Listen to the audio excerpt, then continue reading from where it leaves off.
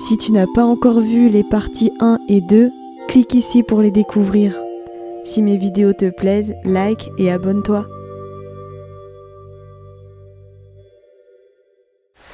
Après 50 millions d'années, les oiseaux ont investi les océans. Tous les océans de Serena. Voici la seule explication que vous aurez du processus de transformation des oiseaux en poissons. 50 millions d'années. Débrouillez-vous avec ça. Il peut paraître curieux de voir des animaux passer, même progressivement, d'un environnement terrestre à un environnement entièrement aquatique, radicalement différent. Oui, dans le monde fictif de l'évolution, les oiseaux peuvent devenir des poissons. Mais dans le monde réel, les animaux terrestres ne se transforment pas progressivement en animaux aquatiques. Chaque espèce est conçue pour vivre dans son environnement. Les animaux terrestres sont parfaitement adaptés à leur vie sur Terre, et les animaux aquatiques le sont tout autant à la vie dans l'eau. C'est ainsi que le monde vivant est organisé. Jamais une telle transformation n'a été observée dans la nature, et une telle transformation est biologiquement impossible. L'idée qu'un animal terrestre puisse devenir aquatique relève de l'imagination, pas de la science observable. Les partisans de la théorie de l'évolution affirment pourtant que les baleines descendraient d'un mammifère terrestre ressemblant à un chien, appelé Pachycetus, qui se serait lentement transformé au fil de millions d'années en cétacé marin. Or, aucun lien direct, génétique ou anatomique ne permet de démontrer cette filiation. Les reconstitutions proposées reposent sur des fossiles partiels et des ressemblances vagues, interprétées de manière subjective, sans aucune preuve d'une continuité réelle entre les deux espèces. Un tel scénario contredit complètement la réalité biologique. Une métamorphose aussi radicale impliquerait la transformation simultanée de tout l'ensemble des systèmes vitaux, osseux, respiratoires, musculaires, nerveux, reproductifs, épidermiques, etc. Sans quoi l'espèce ne pourrait survivre à aucune étape de ce prétendu processus. Ce serait une violation pure et simple des lois de la génétique, de l'hérédité et de la biologie. Pour vous donner un exemple de cette impossibilité biologique, les mammifères terrestres, comme le Pachycetus par exemple, ont, comme nous les humains, une peau qui n'est pas faite pour rester dans l'eau longtemps. Au bout d'un moment, la peau macère, se fripe, se ramollit. Le contact prolongé avec l'eau pour un mammifère terrestre qui n'est pas fait pour ça provoquerait des infections bactériennes à cause de l'humidité et de la macération. En cas de blessure, la cicatrisation serait impossible car l'eau crée un milieu hostile et limite l'oxygène nécessaire à la régénération des tissus. Le pelage serait saturé d'eau et ne pourrait plus assurer l'isolation thermique. En bref, la peau et le pelage des mammifères terrestres ne sont pas faits pour l'eau, et y passer de plus en plus de temps n'y changerait rien. La peau des baleines, elle, est parfaitement conçue pour rester dans l'eau. C'est une peau un peu comme plastifiée, étanche, qui ne se ramollit pas. Imaginons donc notre Pachycetus, qui commence à aller de plus en plus vivre dans l'eau pour s'adapter à ce nouvel environnement. Il faudrait que sa fourrure et sa peau se soient accidentellement et entièrement transformées en de la peau épaisse et plastifiée comme de la peau de baleine. Mais comment imaginer un remplacement complet de la peau du vivant de l'animal ? Parce que s'il n'a plus sa peau avec de la fourrure, il meurt de froid sur Terre. Et s'il a une peau hybride, partiellement à fourrure et partiellement plastifiée, entre guillemets, il n'est ni viable dans un environnement ni dans un autre. Le casse-tête est insoluble. J'attends volontiers les scénarios des évolutionnistes en commentaire. Il faut le rappeler, la théorie de l'évolution n'est pas un processus d'adaptation logique et orienté, où un animal modifie ses organes en fonction de son environnement. Ça, c'est du lamarckisme. Et la science l'a rejeté depuis longtemps. Je le répète beaucoup, mais c'est parce que l'information a du mal à passer même dans le milieu évolutionniste. Selon la théorie de l'évolution actuelle, les changements se produisent uniquement par mutation aléatoire.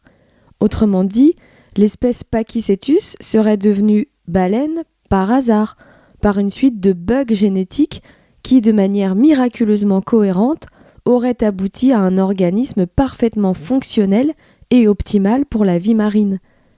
Mais croire qu'un tel enchaînement de hasards ait pu produire un système aussi complexe et parfaitement ajusté relève de la foi, pas de la science. Depuis qu'on connaît les lois de la génétique, on sait que les mutations aléatoires peuvent modifier l'ADN d'un individu, mais agissent toujours à l'intérieur d'un cadre génétique déjà présent et déjà construit tel qu'il est. Par exemple, un ADN qui contient les instructions pour fabriquer de la peau avec de la fourrure pourra subir des modifications mineures dans ses paramètres, mais produira toujours de la peau avec de la fourrure, selon son plan de base. L'ADN ne pourra jamais inventer une structure d'un autre type et auto-réformer complètement toutes ses instructions. Si ça vous intéresse, j'ai fait une vidéo où j'entre dans le détail de ces impossibilités de l'évolution du Pachycétus à la baleine. Je vous mets le lien en description avec le minutage. Mais c'est plus ou moins exactement toujours pour la même raison, la nourriture. Pour la nourriture, c'est confirmé, on regarde une vidéo lamarckiste, donc périmée. C'est pas grave, on va quand même continuer, ça va nous permettre d'aborder un peu la génétique. Pourquoi c'est anti-scientifique et archaïque de croire au lamarckisme ? Parce que, selon cette idée, les organes pourraient s'auto-modifier eux-mêmes, simplement en réponse à l'usage ou à l'environnement, avant même que les gènes n'encodent le changement, puisqu'il ne s'agit pas de mutations aléatoires dans les gènes dans ce scénario, mais d'une adaptation directe d'un organe à la situation. En l'occurrence, selon ce raisonnement, l'oiseau qui va dans l'eau pour chercher de la nourriture verrait ses ailes décider toutes seules de se transformer en nageoires, en réaction à l'usage répété dans ce nouvel environnement. Les ailes réfléchiraient et s'adapteraient progressivement au milieu aquatique, sans aucune instruction venant de l'ADN. Comme si chaque organe pouvait agir indépendamment du reste du corps et se modifier à sa guise pour devenir fonctionnel. C'est comme imaginer que si vous battez des bras toute votre vie ainsi que vos descendants, au bout d'un certain temps, leurs bras se transformeraient d'eux-mêmes en ailes. Tout cela est biologiquement impossible et drôle tellement c'est absurde. Les organes ne prennent pas de décision, ils ne se transforment pas tout seuls, et leur forme et leur fonction dépendent entièrement des gènes et du code génétique. C'est totalement contraire à la biologie moderne de croire une chose pareille. À l'époque de Lamarck, on ne connaissait pas encore les gènes ni le rôle de l'ADN, donc son raisonnement pouvait sembler cohérent pour son temps. Mais aujourd'hui, on sait que les organes obéissent entièrement à la programmation génétique et ne possèdent aucune autonomie. Et avec tout ce qu'on sait sur la génétique et la programmation du vivant, continuer à croire que les organes peuvent évoluer seuls, indépendamment du code génétique, c'est vraiment rester bloqué dans une vision moyenâgeuse de la science. C'est un peu comme si un médecin vous proposait une saignée pour vous guérir d'une gastro. Les changements qu'on peut observer comme le bronzage de la peau au soleil ou l'épaississement de la fourrure des chats en hiver, l'acclimatation aux antibiotiques, etc. ne sont pas des transformations spontanées et indépendantes des organes. Ce sont des réponses déjà codées dans l'ADN qui dictent aux organes et aux cellules ce qu'ils doivent faire en réponse à telle ou telle situation. L'ADN contient tout un éventail de mécanismes permettant au corps de s'adapter temporairement à certaines conditions. Car Dieu nous a créés de manière intelligente, il n'a pas fait des robots, mais des êtres vivants au métabolisme flexible. Chaque organisme possède un ADN ingénieusement conçu pour déclencher les bonnes réponses au bon moment face à diverses situations. Ce n'est pas l'évolution qui adapte le corps à l'environnement. C'est la programmation biologique créée par Dieu qui permet aux organes de réagir de façon appropriée et efficace, et tout ça dès le départ. Certaines créatures terrestres trouvent parfois de la nourriture dans une rivière ou en bord de mer, et pour certaines d'entre elles qui passent de plus en plus de temps dans l'eau à chercher et à trouver de la nourriture, la sélection naturelle va faire son boulot et leur permettre d'y rester un peu plus longtemps, et encore plus longtemps, et toujours plus longtemps, jusqu'à, à terme, après des millions d'années d'évolution, pouvoir y rester en permanence. Ça prend du temps, forcément, mais sur Serena, la ressource est abondante. Je cite, « La sélection naturelle va faire son boulot et leur permettre d'y rester un peu plus longtemps. » On aimerait bien avoir une vraie explication là. La sélection naturelle fait son boulot, ça ne veut rien dire. On est censé comprendre quoi avec cette phrase bizarre ? Que c'est une force vitale mystérieuse qui va s'occuper de transformer les oiseaux en poissons ? Parce que, à part l'explication des 50 millions d'années, on n'a aucune info là-dessus. Comment ces ailes pourraient devenir des nageoires et ses plumes des écailles ? Comment son bec deviendrait une bouche ? Comment sa langue d'oiseau se serait transformée en langue de poisson ? Comment ses sacs aériens deviendraient des branchies ? Comment son code génétique d'oiseau se serait auto-traduit en code génétique de poisson ? Comment son cœur à 4 cavités d'oiseau pourrait devenir un cœur à 2 cavités de poisson ? Comment d'animal à sang chaud il serait devenu un animal à sang froid ? Comment son système digestif rapide d'oiseau avec jabot et gésier deviendrait un système digestif de poisson sans jabot ni gésier ?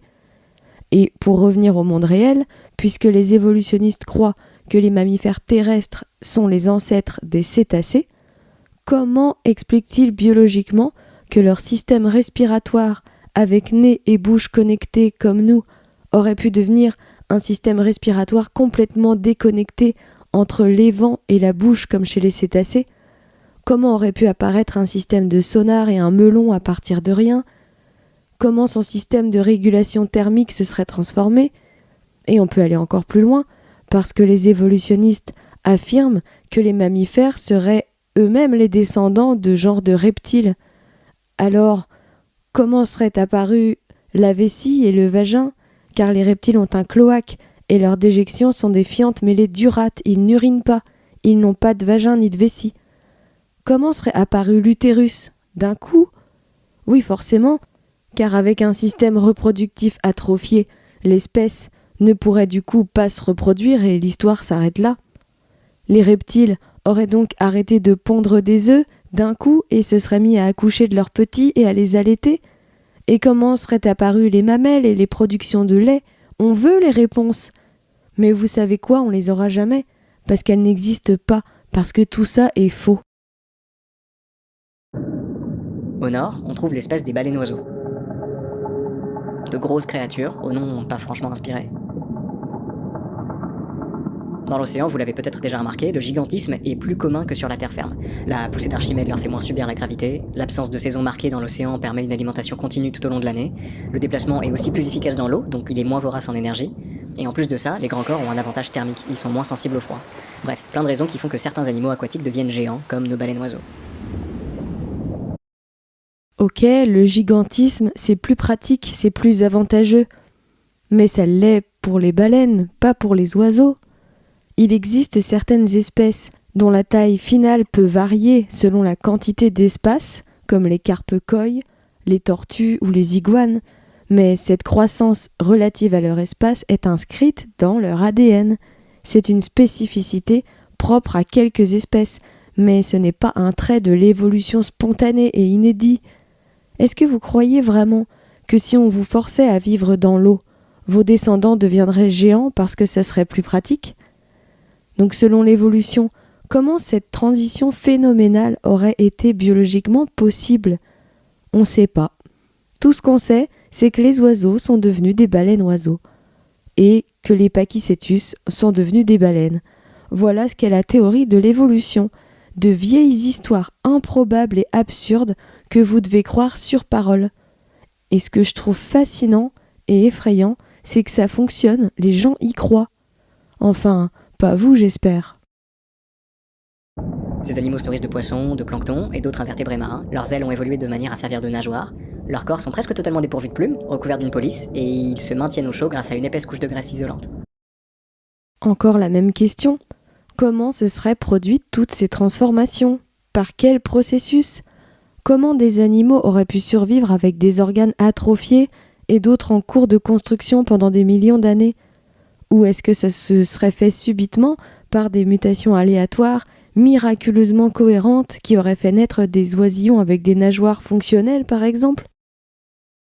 Il dit, je cite, « Leurs corps sont presque totalement dépourvus de plumes et recouverts d'une police. » Donc, On parle d'espèces qui sont déjà devenues des mammifères marins, mais qui auraient encore quelques plumes sur la peau. Ces baleines-oiseaux ne seraient donc pas viables, car pour survivre dans l'eau, les baleines ont ce qu'on appelle un manteau ou un lard, et une peau étanche et comme plastifiée qui ne macère pas dans l'eau, et qui leur permet de réguler leur température pour ne pas mourir de froid, en gardant leur corps étanche. La présence de follicules à plumes sur leur peau, donc de petits trous, créerait autant de petits points faibles où l'eau pourrait s'infiltrer et perturber cette régulation thermique vitale. En plus, ces follicules ici et là, donc isolés, non protégés par tout un plumage qui les recouvre, seraient des endroits idéaux pour les bactéries, les algues et autres micro-organismes qui pourraient s'y loger et infecter la baleine. Enfin, le baleine-oiseau. Il y aurait encore des tas d'autres problèmes liés à ces plumes, mais déjà, rien que cela empêche la baleine de vivre. Et ça fonctionne aussi avec les Pachycétus. Les baleines-oiseaux ont développé ce qu'on appelle des pseudodents, des excroissances osseuses ressemblant à des dents leur servant à retenir leur proie, et des structures ciliées sur la langue leur permettant de filtrer le plancton. Ces pseudodents ressemblent plutôt à des fanons sur l'image. Alors, à quel moment ces pseudodents auraient poussé ? Au cours de la vie d'un oiseau ? À la naissance d'un oisillon qui serait né comme ça, à cause d'une mutation aléatoire ? Ou sur le monstre baleine-oiseau qui était sans dents auparavant, mais qui aurait eu une mutation qui soudain lui aurait fait apparaître ses pseudodents ? Progressivement, donc par des petites mutations aléatoires successives très cohérentes, donc plus vraiment aléatoires, et donc ça voudrait dire que pendant quelques millions d'années, ces baleines-oiseaux n'avaient pas encore de dents. Ils avaient quoi ? Parce qu'un oiseau, ça n'a pas de dents, ça n'a qu'un bec, c'était donc des poissons avec un bec, mais donc fait pour picorer des graines, mais donc un poisson avec un bec qui vit dans l'océan. Alors comment ils auraient survécu sans un système de mastication optimal ? Comme on ne nous donne aucune explication biologique, moi, je vais vous les donner.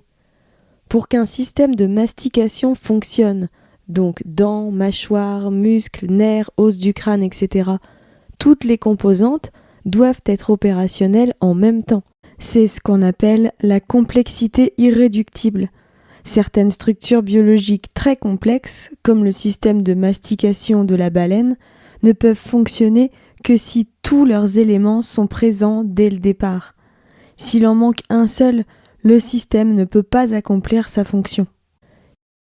Si les dents apparaissaient progressivement, par de petites mutations successives sur des millions d'années, les dentitions intermédiaires seraient inutiles et handicapantes pour l'animal. Un bec avec un début de dents ou quelques dents dispersées ici et là, ça ne permet pas de mâcher correctement et ça empêche l'oiseau de se servir de son bec correctement.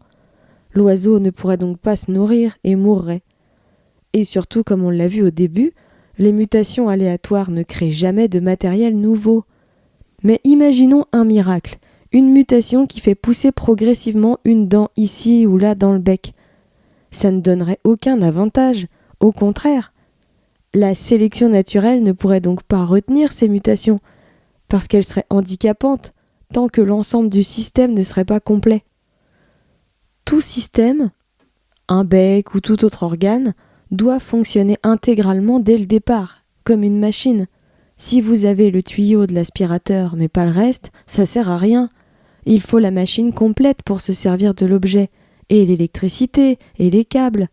Si on vous donne un aspirateur morceau par morceau, tant que vous n'avez pas la machine au complet, vous ne pouvez pas vous en servir. Ça sera inutile et encombrant pour vous. Pour les organes, et donc pour ces pseudodents, c'est pareil. Il n'y a pas de progression viable étape par étape partielle pour un système de mastication, car chaque composant dépend des autres, et la survie de l'animal dépend du fonctionnement global du système. Si on devait trouver un scénario plausible d'apparition de ces pseudodents, il faudrait imaginer qu'elles soient apparues d'un seul coup, tout ensemble, en même temps que les nerfs, les muscles, la forme du crâne adapté et toutes les structures de soutien nécessaires. Sans cet ensemble complet, le système ne serait pas fonctionnel et l'animal lui-même ne serait pas viable. Autrement dit, soit tout le dispositif apparaît entièrement et immédiatement opérationnel, donc des dents, avec tout ce qui va avec, soit ça ne fonctionne pas du tout. Mais de toute façon, dans le monde réel, des structures complexes qui apparaissent comme ça à partir de rien, en dehors du cadre génétique prévu par l'espèce, ça défie toute logique, toute la biologie, toutes les lois de l'hérédité et de la génétique et toute la science observable.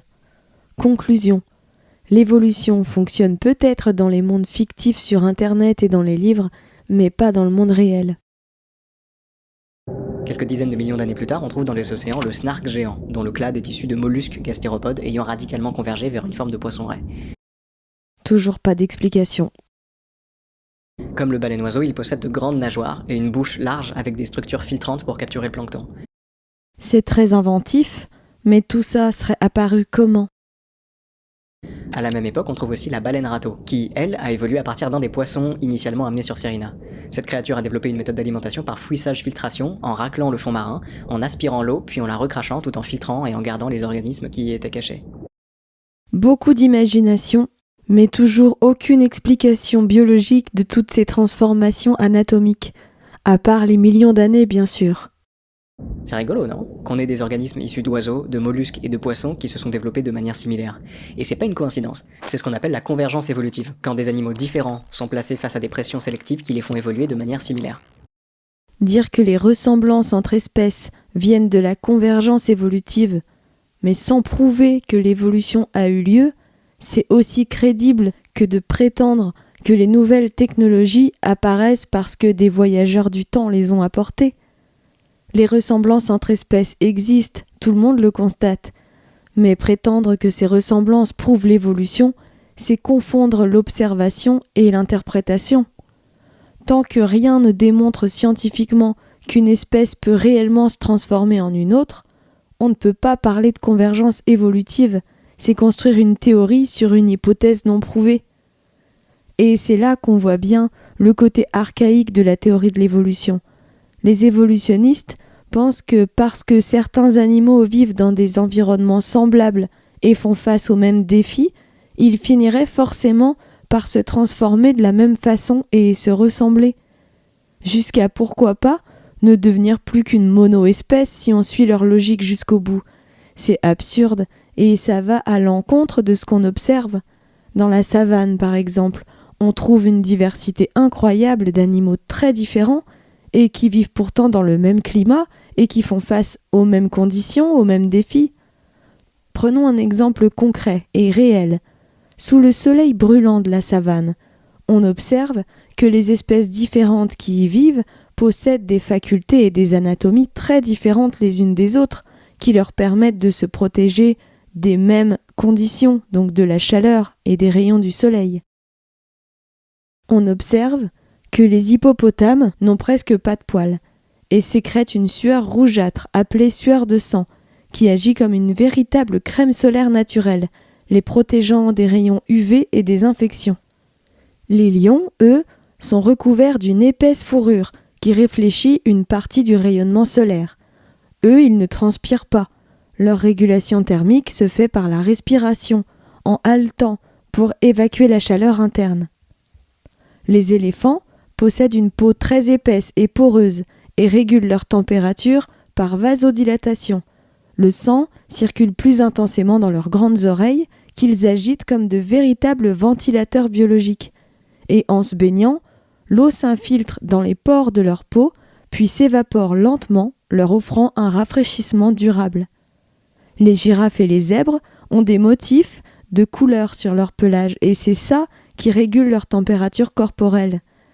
Chez la girafe, les taches foncées absorbent plus de chaleur que les zones claires, ce qui crée une différence de température locale à la surface de la peau et qui provoque un micro-courant d'air à la surface de la peau.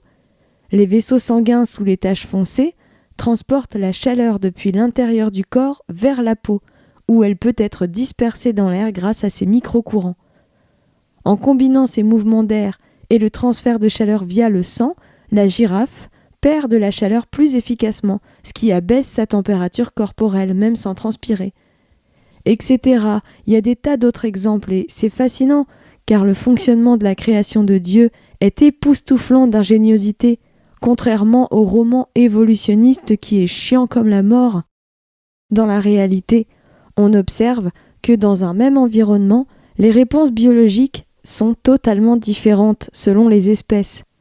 Si l'évolution fonctionnait comme les évolutionnistes le prétendent, tous ces animaux auraient dû développer les mêmes solutions pour survivre. Or, c'est exactement l'inverse qu'on observe.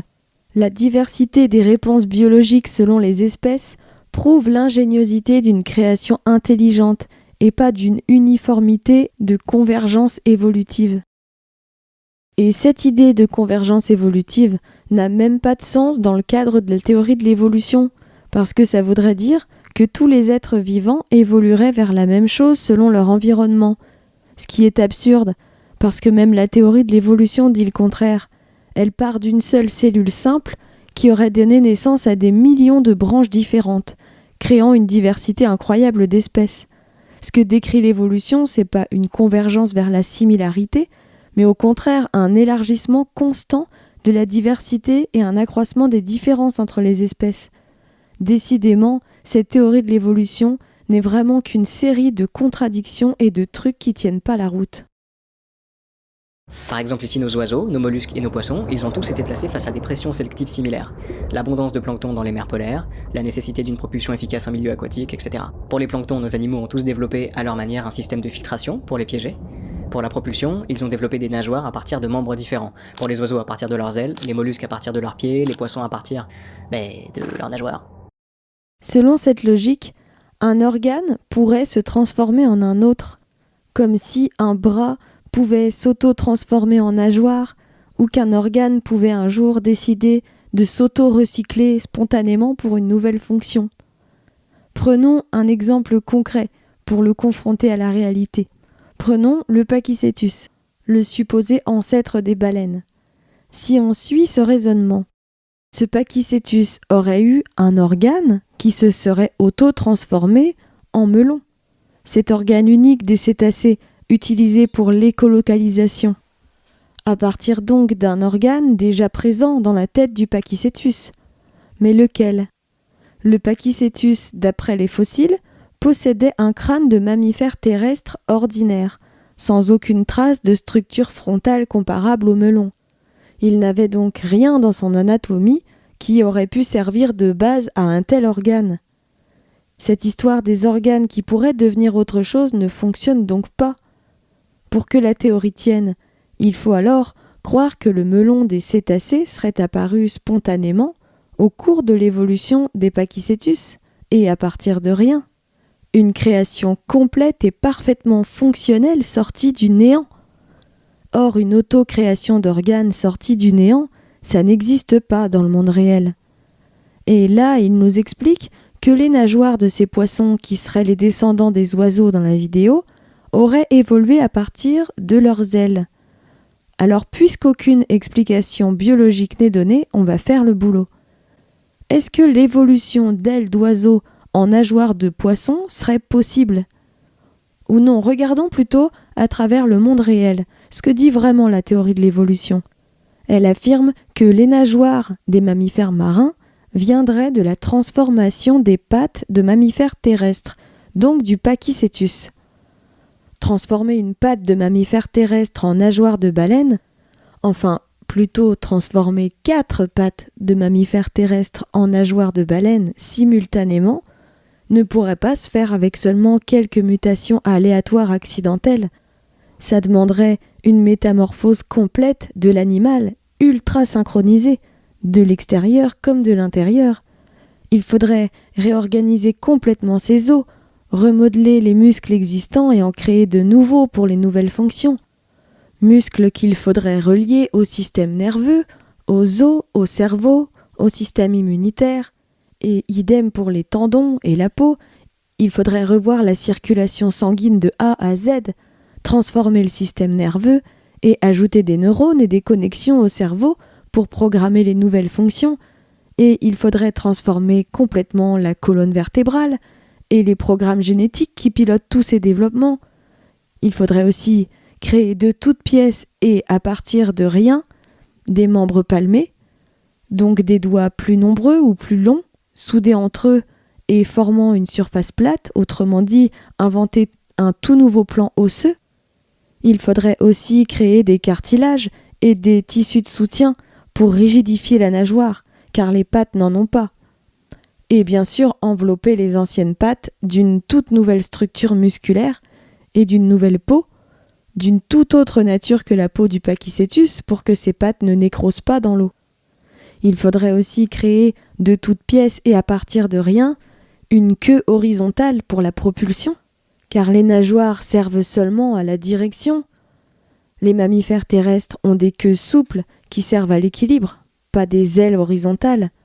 Pour obtenir une queue horizontale à partir d'une queue de Pachycétus, il faudrait créer de toutes pièces ces ailettes très résistantes et sans os à partir de rien, mais aussi tout un système musculaire et nerveux relié à tout le reste du corps et au cerveau pour pouvoir les utiliser efficacement, sinon ce serait juste une excroissance qui sert à rien. Les Pachycétus, eux, ont des os dans leur queue, les baleines non. Il aurait donc fallu que tous les os de la queue des Pachycétus disparaissent pour laisser place à l'apparition d'une queue horizontale de cétacés, sans pour autant qu'ils perdent l'équilibre et qu'ils ne tiennent plus debout au fil des générations, et sans que l'espèce ne se retrouve avec une queue atrophiée qui ne lui permet ni de tenir en équilibre, ni de se propulser dans l'eau. Ensuite, les muscles des pattes du Pachycétus servent à marcher.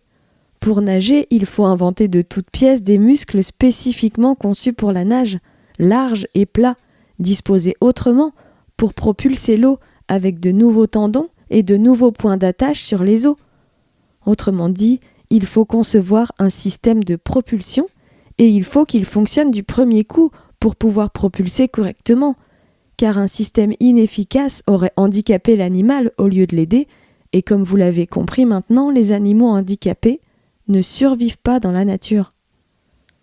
On va maintenant s'éloigner un peu du sujet des pattes, mais c'est nécessaire, parce que les pattes et les nageoires ne sont pas de la pâte à modeler. L'aspect superficiel ne suffit pas à faire fonctionner l'espèce de façon optimale. Pour qu'un animal terrestre devienne aquatique, il faut que tous les systèmes du corps, pattes, muscles, queue, squelette et système nerveux se transforment simultanément et de manière parfaitement coordonnée. Or, une telle transformation est biologiquement impossible. Alors allons-y. Il faudrait aussi créer de toutes pièces et à partir de rien, un système de commande nerveuse entièrement repensé. Les mouvements de nage exigent une coordination précise et simultanée entre les nageoires, la queue et le reste du corps. Et ce mécanisme ne peut pas être fonctionnel sans les bonnes connexions dans le cerveau et la moelle épinière. Ces connexions doivent permettre de synchroniser la propulsion et l'équilibre dans l'eau, ce qui implique une réorganisation complète du système nerveux moteur du Pachycétus en système nerveux moteur de baleine. Ce serait trop long de vous expliquer toutes les connexions qu'il faudrait installer. Je ne sais pas si vous vous représentez bien de quoi on parle. Pour que vous compreniez bien, les êtres vivants sont des milliards de fois plus complexes que n'importe quelle machine créée par l'homme. Imaginez que le Pachycétus est un réacteur de centrale nucléaire et la baleine un Boeing. Imaginez maintenant que vous êtes immortel et que vous avez tout le temps qu'il vous faut pour transformer un réacteur de centrale en Boeing, sans aucun ajout nouveau, juste à partir de ce qu'il y a déjà dans la machine, et en ne faisant que jeter de façon aléatoire des petits cailloux sur la machine, sans jamais utiliser votre intelligence, puisque dans l'évolution, l'intelligence n'intervient pas. Et maintenant, réalisez que c'est ce qu'on vous demande de croire quand on vous dit que le Pachycétus serait devenu une baleine par des mutations aléatoires successives sur des millions d'années. Alors reconnectez avec votre intelligence et réalisez à quel point c'est absurde. Il faudrait aussi créer des nouveaux sens. L'espèce en transition devrait très vite faire apparaître toute une série de capacités sensorielles radicalement nouvelles, à savoir une ouïe ultra fine, capable de percevoir des fréquences extrêmes, un système d'écolocalisation sophistiqué, un sens vestibulaire parfaitement adapté à la navigation en 3 dimensions, une sensibilité hydrodynamique permettant de détecter le moindre mouvement dans l'eau, une magnétoperception pour s'orienter sur de vastes distances, ce qui est la détection du champ magnétique terrestre, autant de sens spécialisés que le Pachycétus, mammifère terrestre, ne possédait pas. Ensuite, une circulation sanguine et lymphatique adaptée à de nouveaux tissus. Pour que de nouveaux muscles ou tissus fonctionnent, il faut créer, pour les alimenter, un tout nouveau réseau de vaisseaux sanguins, capillaires, veines et artères. Ces nouveaux vaisseaux doivent alors se raccorder aux autres veines et artères qui sont déjà présentes dans le corps afin que le sang circule correctement et apporte tout ce dont ces tissus ont besoin. Un seul raccord mal conçu suffirait à interrompre l'irrigation d'un muscle ou d'un organe. Et si le sang ne circule plus, nécrose, mort de l'animal. Autrement dit, tout le réseau doit être parfaitement fonctionnel dès le départ, ce qui rend une transformation progressive totalement irréalisable. Mais il faut encore un revêtement de peau hydrodynamique adapté à la nage. Pour qu'un animal passe de la terre à la mer, il faudrait la création complète d'une nouvelle peau totalement adaptée à l'eau, donc lisse, sans poils, très épaisse avec une thermorégulation intérieure, très imperméable, sans grande production de sébum, tout le contraire de la peau des mammifères terrestres, qui, elle, finit par se désintégrer si elle reste dans l'eau trop longtemps. Il s'agit d'une transformation totale. Passer d'une fourrure terrestre à la peau d'une baleine exigerait de transformer en profondeur chaque élément de la peau, et en même temps, sinon elle ne protège plus ni l'un ni l'autre, s'abîme ou provoque des infections. La peau est l'organe le plus important du corps, car elle protège tout le reste et tient tout en place. Chaque animal est créé avec un plan parfait. Aucun élément ne peut être modifié sans rompre cette harmonie. J'entre pas dans tous les détails de la complexité de la peau, car ma vidéo serait trop longue, mais ce changement est encore une fois impossible. Mais il faudrait aussi créer de toutes pièces et à partir de rien, et après on passe au point suivant, un programme génétique inédit. Pour obtenir une baleine à partir d'un Pachycétus, il faut inventer de nouveaux gènes, ainsi que de nouveaux gènes régulateurs, et de nouvelles séquences d'ADN, capables de coordonner en parfaite synchronisation la formation de tous les organes et structures propres à la baleine. Cela impliquerait un système embryonnaire entièrement programmé dès la conception, capable de fabriquer dès le départ des nageoires, un système respiratoire adapté à la plongée, une peau lisse et isolante, un appareil auditif spécialisé pour l'eau et bien d'autres caractéristiques essentielles. Le tout devrait en plus évoluer correctement pendant la croissance, afin d'être fonctionnel aussi bien chez le fœtus, chez le jeune, que chez l'adulte. Chaque élément génétique devrait s'activer au moment exact et à l'endroit précis, dans une harmonie parfaite. Mais il ne suffirait pas seulement d'ajouter de nouveaux gènes. Il faudrait aussi supprimer ou désactiver tous ceux qui fabriquent les structures du Pachycétus, tout en veillant à ce que ces suppressions ne surviennent qu'après que les nouveaux programmes soient en place. Autrement, l'animal ne pourrait tout simplement pas survivre à la transition. Une telle transformation représenterait une opération d'une complexité inimaginable, infiniment supérieure à toute intervention chirurgicale connue. Même la science humaine la plus avancée serait incapable de concevoir et encore moins de réaliser un tel processus. Pourtant, selon la pensée évolutionniste, un enchaînement de hasards heureux aurait pu accomplir ces prouesses, sans plan, sans direction, simplement au fil du temps. Ils invoquent alors les millions d'années comme si un temps long suffisait à expliquer l'impossible.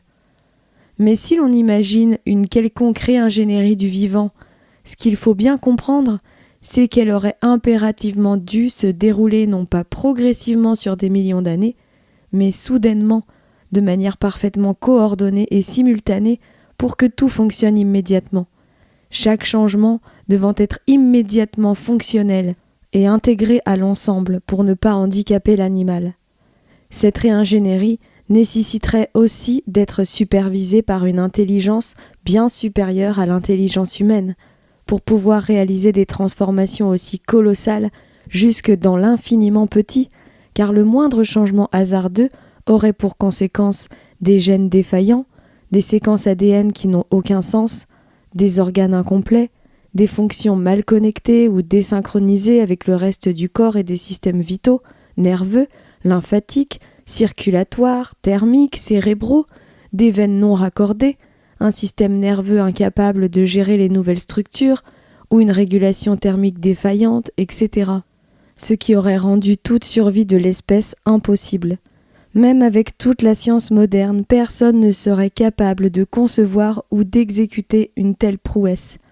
Alors, croire que le hasard et le temps, sans intention ni direction, pourraient produire une telle perfection fonctionnelle, relève non pas de la science, mais de la croyance, car la biologie et l'étude des animaux nous montrent au contraire une intelligence d'organisation cohérente et logique, une conception voulue, planifiée et parfaitement maîtrisée. Des espèces radicalement différentes, placées face à des contraintes similaires, se développeront de manière similaire. C'est la beauté de l'évolution. Non, l'évolution, c'est pas beau, c'est abominable. C'est une vision cruelle du monde vivant. Un monde de Frankenstein où les animaux seraient de la pâte à modeler métamorphosable à l'infini, soumis à l'instabilité du hasard, des jouets Playmobil pour adultes qui s'amusent à jouer à Dieu. Et cette théorie, en plus d'être ignoble, a également des conséquences abominables. Car dans les laboratoires, des scientifiques évolutionnistes mutilent des animaux pour essayer de les faire évoluer et ainsi prouver leur théorie ignoble. Ils exposent par exemple des mouches à des radiations intenses ou à des produits chimiques pour provoquer des mutations génétiques. Ces pauvres insectes naissent déformés, aveugles, sans ailes ou incapables de survivre et sont atrocement sacrifiés pour des résultats stériles, car malgré toutes ces malformations, les mouches restent des mouches. Idem pour les souris, les rats, les papillons, les lézards, les oiseaux, les poissons et les singes, où les scientifiques évolutionnistes modifient ou désactivent certains gènes pendant leur développement embryonnaire pour observer ce que ça produit, et obtiennent ainsi de pauvres animaux mutants, mal formés, non viables, souffrants, qui finissent de toute façon euthanasiés parce qu'ils ne correspondent pas à ce qu'ils voulaient obtenir, parce qu'ils n'évoluent pas. Et même ceux qui sont considérés comme normaux sont tués et disséqués pour prélever les tissus et les organes à analyser. De toute façon, pour les évolutionnistes, ils ne sont que de la chair de proie bonne à se faire manger par un prédateur plus gros. Donc, peu importe ce qu'on leur fait subir, c'est la sélection naturelle qui fait son boulot. Une telle vision du vivant finit inévitablement par mener au mépris des animaux. Et c'est logique. Si tout n'est que hasard et évolution, alors qu'importe la souffrance ou la disparition d'une espèce, on se dit qu'elle évoluera, qu'elle s'adaptera, qu'une autre prendra sa place et que c'est la loi de la jungle, et c'est la sélection naturelle, c'est la vie. Et cette vision du monde déresponsabilise l'homme en lui faisant croire qu'il est lui aussi un de ces animaux, qu'il est un prédateur comme un autre, et qu'il n'a rien à préserver, car la nature se débrouillera toujours toute seule, ce qui est en réalité tout le contraire. C'est seulement quand on voit la création telle qu'elle est, telle que Dieu l'a faite, comme une œuvre peuplée de créatures voulues, qu'on se rend compte de la valeur unique et de la beauté irremplaçable de chaque espèce, car aucune ne se transformera pour échapper à la destruction. Si elle disparaît pour toujours. Et cette perte, c'est notre responsabilité. Dieu nous a confié la création, nous en sommes les gardiens, nous avons des devoirs envers elle. C'est pour ça que nous ne devons pas regarder les animaux comme des bêtes de proie ou de prédation interchangeables, comme les évolutionnistes le font.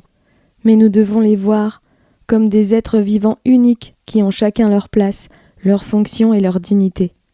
Les évolutionnistes, eux, ne voient dans les animaux que des outils de démonstration, des supports pour leur hypothèse. Ils voient les concepts, la théorie, mais pas les animaux.